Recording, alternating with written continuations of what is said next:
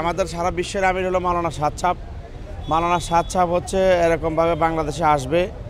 এই জন্য বাংলাদেশ সাদ সাহেবের আসার জন্য সারা বিশ্বের থেকে গ্রেট লেভেলের ওলামা ইকরাম আসবে, যাতে এই দ্বন্দ্বটা যাতে মিটে যায় আর যাতে এই মীমাংসা যাতে এরকম সমস্যা যাতে না থাকে বাংলাদেশে। এই জন্য উভয়কে মিটানোর জন্য, উভয়কে একত্রিত করার জন্য সারা বিশ্বের থেকে সর্বোচ্চ লেভেলের আপার লেভেলের ওলামা ইকরাম বাংলাদেশে আসবে। এটাকে নিয়ে বসে এটা কীভাবে সমাধান করা যায় এই জন্য আসবে। এটা ওনারা বলতেছে, মানে কিছু অতি উৎসাহী লোক আছে তাদের ভিতরে, তারা চাইতেছে যাতে না আসে। তা আসলে তো মাওলানা সাদ সাহেব তো হলো বিশ্ব আমির, সারা বিশ্বের মেন মার্কাজ হচ্ছে নিজামুদ্দিন মার্কাজ, আর নিজামুদ্দিন মার্কাজের মেন আমির হলো মাওলানা সাদ সাহেব।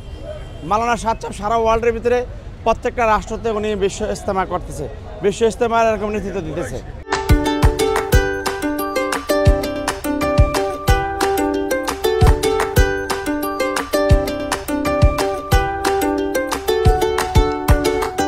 সামনে 7 তারিখ আরও জনসভা দেব আমাদের। আজকে যে জনসভা হচ্ছে ডাবল লোক হবে। কাকরাইলের জীবনে যা হয়েছে আজকে নজিরবিহীন লোক। আপনারা তো দেখছেন, এটা প্রক্রিয়া বল ছাড়া হয়ে গেছে, জীবনও হয়নি কাকরাইলের কোনো সময়। কিন্তু এগুলি আজকে আল্লাহ তাআলা এই মানুষগুলো আনছে। জোবাইরপন্থী মেহনত।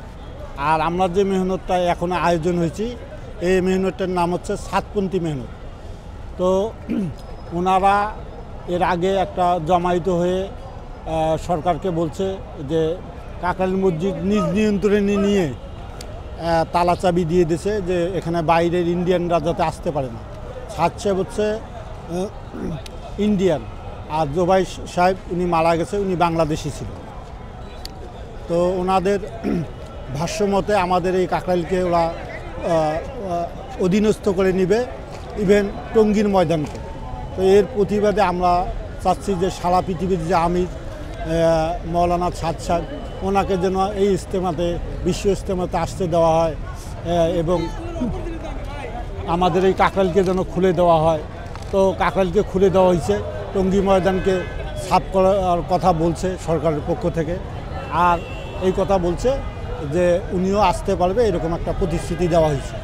তা আপনারাও যারা চ্যানেলে আছেন আমাদেরকে দোয়া করবেন, আমাদের যেন এই যে দোয়ায় আমরা শরীক হয়েছি, আল্লাহ যেন ওনাকে আসতে দেয়। সারা পৃথিবীর আমিরকে যেন সম্মান করে সারা পৃথিবীর মুসলমান যেন এখানে জমায়েত হতে পারে প্রতিবারের ন্যায়।